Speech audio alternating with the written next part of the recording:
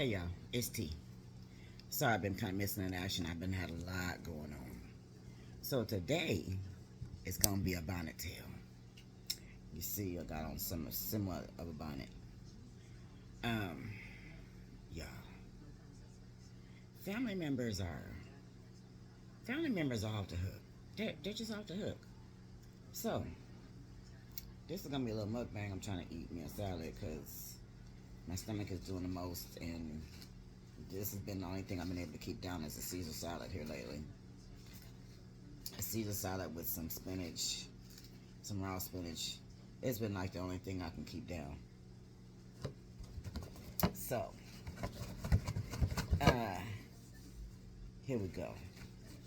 Sorry, I'm getting a napkin because the salad gonna be ridiculous, and I want to make sure I got a tissue to wipe my mouth with. Okay, so this is about a little family member who she can't control her life. So she meets this boy on Instagram Live. The boy saying, "Oh, I eat cooler 17 times a day." Ooh. Instead of her going, "Ugh, you did what?" She was like, "Ooh, really? I gotta meet you." She meets the fool, goes and spends 4 or 5 days in a motel with him.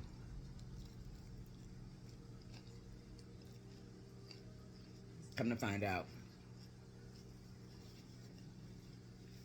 they got to leave one day. The police knocking on the door because the credit card he used was stolen. Problem number one. So, a week goes by. She say, "Auntie, I got a bump down there." I said, "What, a hair bump?" She said, "No." She goes, "Ain't no hair in it." So I'm thinking, "Ain't no hair in it." I said, "Well, how you know hair ain't in it?" She said, "Well, because I tried to pop it." I said, "Oh." I said, "Well, did it pop?" She said, "No, but it hurt like crazy." I said, "Well, we're going to take you to the doctor and see what's going on." Mind you, my mind's already thinking she got the simplex bouncing to her. I took her to Planned Parenthood that same day. That next morning, 7:35, her phone rang. I hear her talking. Suddenly, I hear tears. And I'm like, what's going on?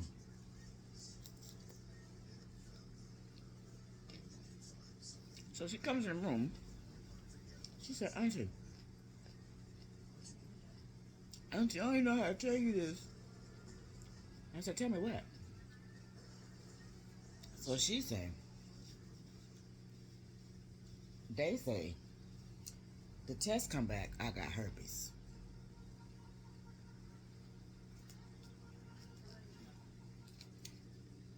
I, I don't know what to tell her. So she shows me this picture. Because, nowadays these young people take pictures of folks while they sleep. And they don't have no clothes on. Because, for whatever reason. She said he had a bump. She showed me the bump. The bump is in the hair part. She don't show me the shaft or nothing like that because I wasn't looking at that. So she shows me. I say, "Was he asleep?" I said, "How'd you get these pictures?" She said, "Oh, he was asleep." I said, "Why are you taking pictures of him while he's asleep?" She said, "Oh, evidence." I said, "Evidence? But you need evidence for it." She goes, "I just need to make sure, you know, if something happens, I got evidence." I'm like, "What?" I said, I'm gonna leave that alone because I don't know. I don't understand y'all. So she calls him. This fool say, this is how I knew he was a liar. I told him when I heard his voice, we was standing in the DMV. She was listening to his message. I said, who is that lying? Blankly blank blank. She said, oh, I just met him. He's really sweet to me. I've never had nobody talk to me like that. She goes, I met him on Instagram and he said, I eat coo 17 times a day. I said, ugh, why would you want to meet him? I said, can you imagine what his breath smell like? I said, ugh. She said, no, auntie. That shit was sexy to me. I was like, ooh. In my head, I was like, I know you said ooh. Because, man, that would have been the end of our conversation. I promise you that. I put you on God and everything I own. Somebody tell me something like that. My response is going to be, ooh, you got me messed up. I'm not messing with you. Ain't no telling what you got. So, he said, oh, it's okay. We'll figure it out. Don't worry about it. Don't worry about it. I'm going to go to the doctor. To this day, it's been 2 years now. He ain't went to the doctor. He ain't took no medicine. So, I want to say 3 or 4 days go by. Her mom calls her and says, that boy say he got kidney failure and he only got a couple days to live. And he wants you to come see about him. So she's like, but he in another state. The mama say, that's okay, I'm going to buy you a bus ticket.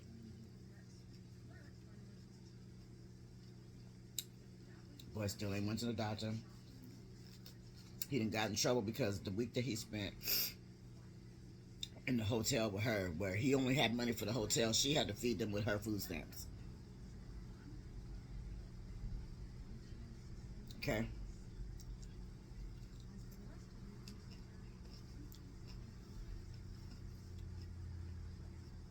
And he had bought like $50 worth of alcohol, so they was drunk them whole 5 days they was in the hotel. So she decides she gonna go jump on this bus. But first she asked me. She asked me because she go, now mind you, she was just 21. And I said, well, if he in kidney failure, why you want to go see him? I said, the boy just gave you the herpes. What you want to go see him for? She goes, well, my mama said he about to die. And he want to see me before he died. He want to be the last. I want to be. Wait. He said he wants my face to be the last face he see.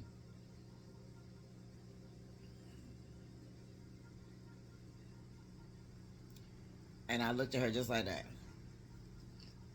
I said, he lying. She said, why you say that? I said, because I'm in kidney failure. I said, do I look like I'm dying? She said, well, no. She goes, well, maybe he got a different kidney failure.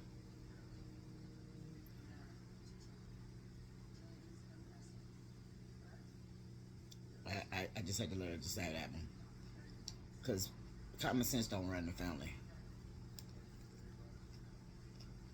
So she jumps on the bus, goes to go see this boy. She get there. Some dude is there picking her up. She don't know who the dude is, but she gets in the car with the fool. I said, what's wrong with you? She said, oh, you just talk to me until I get to the house. Just talk to me. Wow. Okay. Error 2. I said, who was that? I said, FaceTime me. So she FaceTimes me on my tablet. I said, show me the dude. So I take a picture of the dude and I tell him I'm taking a picture of him. He said, that's fine. And then he tells me he's the boy uncle. I said, well, why you didn't ask him? I said, well, it kind of looked like him. I said, why you didn't ask him who he was? She goes, I don't know. He just had a sign with my name on it.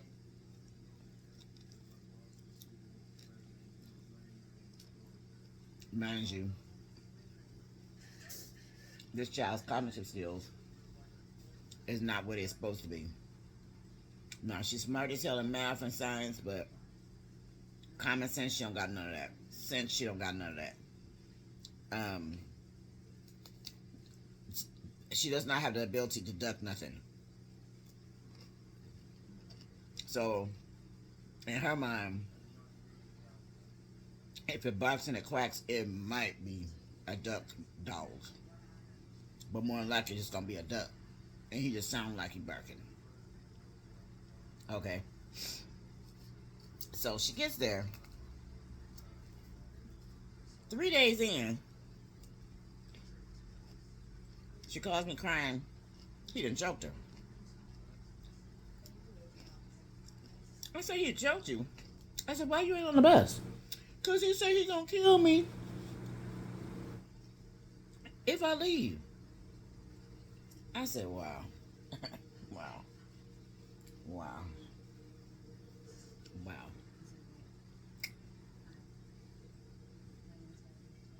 Sorry, I got some letters caught up here.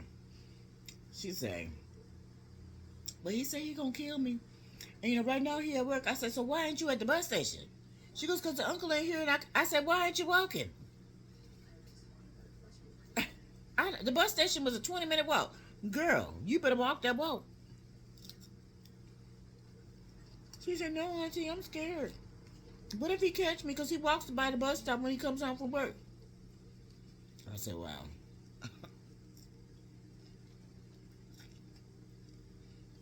I said, wow. So you gonna let somebody punk you to stand in a state you don't want to stay. He done beat on you. He done gave you the herps. You done came to see him. Now he threatening you.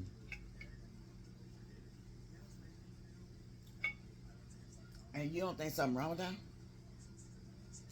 She said, auntie, I know, but I really kind of like him. I said, baby, he's got you stuck in your head that you're trapped with him because he gave you that stuff. I said, but you're not trapped with him. I said, because there's all. I said, y'all ain't the only people got that. I said, remember, whoever gave it to him had it. And he had sex with them. So, I mean, make it make sense. She's like, yeah, but I feel like nobody else is going to want me but him. I said, baby girl, he don't want you. He's just using you. He know you're a go-getter. And he going to use that. This little girl, she stayed. 3 more days or a week go by. Excuse me, they're having sex. He decides he's gonna stop having sex with her, go in the living room, go get the auntie, and tell the auntie that he wants her to come in the room with them and have sex with them. The auntie comes in the room. You heard me. The auntie comes in the room. Now the auntie, she's drunk. Nah, my niece is drunk. The auntie is in there feeling out on her because she's about black. She's got blackout drunk kind of stuff, So she say she don't know what was going on. She just knows she looked up and the auntie was on top of her. I say, and you still staying? What is wrong with you? You are not desperate to have a man like that.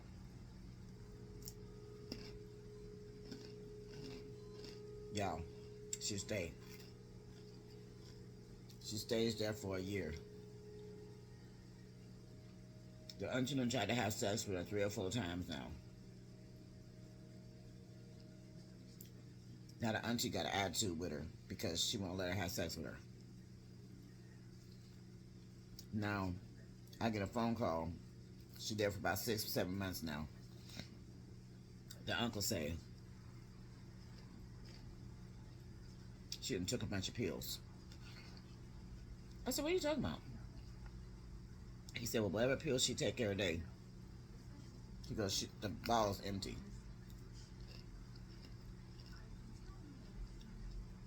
He's FaceTiming me.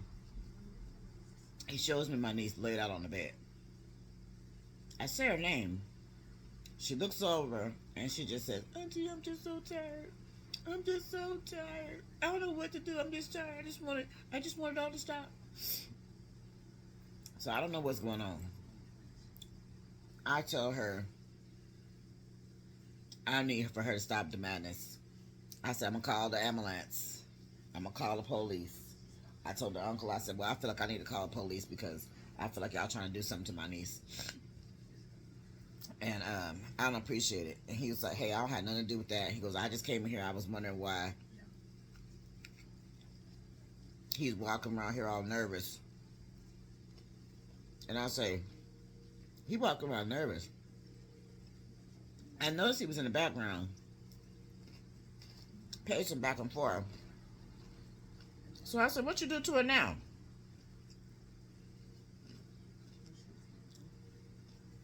He getting all huffy. I said, now you know that just makes me think that you did something to her. He said, I ain't do nothing unto you. I promise I ain't did nothing. I said, again, I'm trying to tell you, I ain't your auntie. I'm not your auntie. Don't call me that. He gonna say, well, I ain't did nothing to her. She just took a whole bunch of pills and, she trying to kill herself. And I said, oh, Lord. Mind you, she was laying on the bed. The next time he shows me to her, the uncle shows me to her, she's sitting up and she's drinking straight out the bottle vodka. Just drinking it like she's drinking a bottle of water. She's just... I said, what is wrong with you? She gets up, she runs outside. All of a sudden, all I hear is, she done ran out in the street trying to get herself killed. I'm like, what is going on over there? So I called the popo in the state. They didn't know I had her address. Police show up. This fool is laying in the street because she tried to run and she fell down. I'm like, Lord have mercy. This child don't make no sense. So now, mind you, I'm still on FaceTime with the uncle. The uncle that went outside, and I could see her sitting there in the street. She's crying. Excuse me. Sorry, I almost threw up. Excuse me. She's sitting in the street. She's crying. I call her name and I tell her to get her behind up. That's not how we do stuff. I said, when stuff ain't going right, you get up and you leave. You don't kill yourself. You get up and you leave. You leave. I said, if need be, I said, I will send you an Uber and I want him to do something. Please do something. Please. He gonna say, she can't leave. She can't leave. She can't leave me. She can't leave me.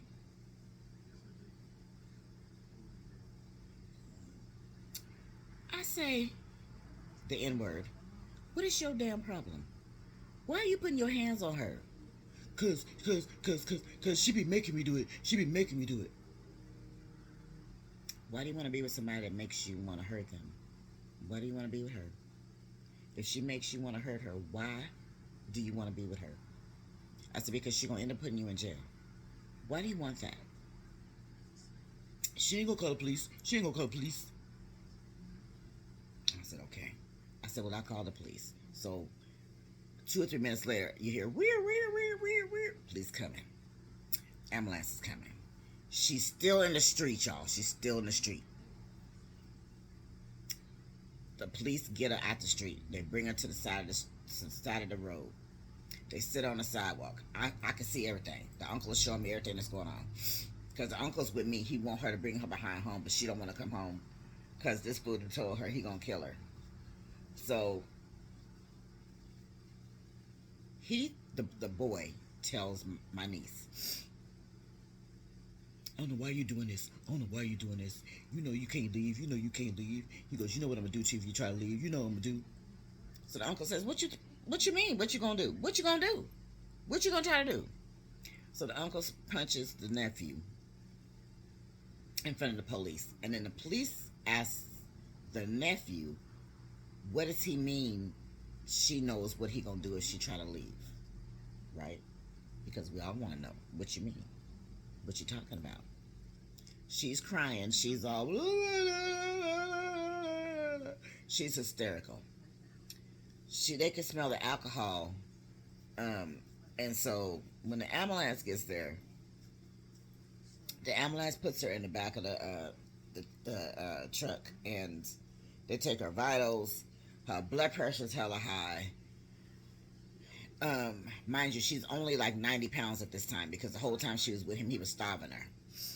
So she's like about 90 pounds. Her blood pressure was like 150, 160, something like that. And they said that was high for her to be 21. And her bottom number was over 100. Excuse me. And then they asked her what did she take because her breath smelled funny. You know, they could tell she'd been drinking, but her breath also smelled funny. So they asked her what else did she take. And the uncle goes back in the house. He finds the bottle. He brings the bottle out. Mind you, I'm still on FaceTime. I see him doing all this. You know, the phone is going. Because he's running in the house. So, you know, all I see is everything's just shaking. Everything's just doing this. He comes back out. He hands it to the ambulance attendant. The ambulance says, you took all these? He said, baby, this is just going to make you sick. He goes, it's not going to kill you. He goes, this is not the kind of medicine that would do that. This is just gonna make you sick. So they make her throw up. This is a reminder. Take your meds. And she throws up. And when she throws up like a lot, like more than what she should, considering that she hadn't eaten anything all day. Supposedly, she hadn't eaten anything all day. So in her throw up was a gang of pills. Mind you, the pills are like this big.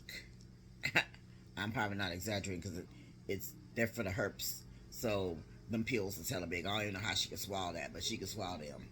Big horse pills. Them things is big. So they're looking at him and they're going, you know, they want to know if she want to press charges because they're thinking he done got her like that and then maybe he made her do that. Because, you know, he said if she try to leave him, he gonna kill her. So they take him to jail that night. They take her to the hospital. She's crying the whole way. She's screaming and hollering, I want to go, I want to go, I want to go. I don't know what. Because they're putting her on 72-hour suicide watch. Right. I tell them to do this. I say, I don't want her to come back. I say, I need y'all to hold on to her as long as y'all can hold on to her because I think if you don't stop this now, when she comes back, if she comes back too soon, she's going to do it and succeed. So that police officer and they call the sergeant. The sergeant comes and the sergeant says, well, who are you? So I told them who I was. I'm the paternal auntie. They say, because they done ran her name and now that without me even saying what my name was, they already calling me by my name. Because, you know, I'm the last person that had custody of her. So they're like, well, so you're the paternal auntie? I said, yes, I'm the paternal auntie. That means I'm her daddy's sister.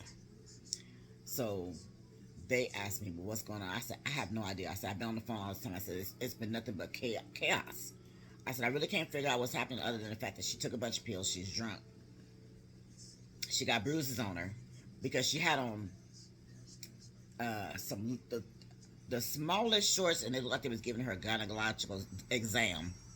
And she had on some little top that was just barely covering her areolas. That was it. The little top is out, and you can see the whole little bottom of her little boobies, and she ain't got nothing but boobies. And so they had a blanket on. She keeps kicking the blanket off because she's talking about she hot. And they was like, of course she hot because she got all the alcohol in her, so of course she hot. Mind you, they're in the state of Washington, and it's like 30 degrees outside, and she's sweating like a Hebrew slave. So they already knew she had something in her that, other than alcohol. They knew something was going on. This child, oh, I need to go this way. My eyes are running like they're trying to run down the street. They take her to the hospital. When she gets to the hospital, they call me and they say, what did they say? They have her in restraints right now because she was being really violent. So to keep her from hurting them or hurting herself, they put her in restraints and they're going to keep her for 72 hours. I say good because that's what I want y'all to do. So I gave them all her medical information, her insurance, and all that kind of stuff. Because of course I know that because I got it. I make sure I keep all that kind of stuff. And they sedate her because, she's being ridiculous. Now, mind you, they done pumped her stomach. They done got all the stuff out of her, all the alcohol, and they were like, it took them 20 minutes to pump her stomach to get everything out of her stomach. And apparently, the only thing that was really affecting her was the alcohol and the herpes medicine was kind of mixing, so they was causing a reaction. So that's why her breath was smelling like maybe she had some poison, or maybe she had taken some kind of drug that maybe she was having a reaction. And plus she was hella red, like all down the side of her back, all down up under here and down her leg. And I think they said her hands were hella swollen, her feet were hella swollen. And I was like, so is alcohol and that medicine like not good together? And they said, well, really you're not supposed to take no alcohol with no medicine. I was like, oh. But in this case, for this medicine, it plainly says, you're not supposed to drink while you're on this medicine. I'm just like, oh Lord, this child. So 72 hours up, they call me again. They ask me, would I like to see her released? Because they don't think that she should be released. They think they should keep her 2 more days. The reason they want to keep her 2 more days is because they want her to speak to a psychiatrist. I tell them to keep her. She's mad as hell at me. She don't know what to say to me. She's so angry. I said, baby girl, I love you. I'm going to try and save you as much as I'm trying to do the best I can to save you. Even if it means you still with that fool. So she said, well, auntie, he been beating on me, and he been, the auntie been trying to attack me, and it's a lot, auntie, it's a lot. And I'm like, and you want to stay? Make it make sense for me. Make the sense. Because it ain't adding up. I said A, B, and C, it's like A, B, and F. And no, it's not making no sense. Why you want to stay somewhere where somebody won't try to hurt you? What? Make that make sense. So, to end this story, she ends up staying a year. Mind you, this has happened now 3 times within this year. Where he done choked her. He done trapped her under the bed where she couldn't. I guess she was trying to go under the bed to get to the other side of the room to get out the window. He got her feet and he's keeping her under the bed, and he's burning the bottom of her feet, like teaching her a lesson, or I don't know. I don't know, because I don't understand that kind of stuff. I don't understand. So, y'all, pray for this girl. So now, y'all might see another video like this. I'm wearing the same thing because I got part 2 about what's going on.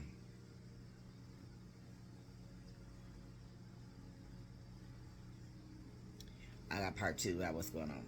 So, this is going to be a whole nother story. This is just one of a series. This is going to be a series. This is part 1. So, I'll talk to y'all soon. Be good. Be brave. Be honest. Have tolerance. Let's love each other. Let's be there for each other. Let's support. And let's just try to be better people. Talk to you soon. Peace out.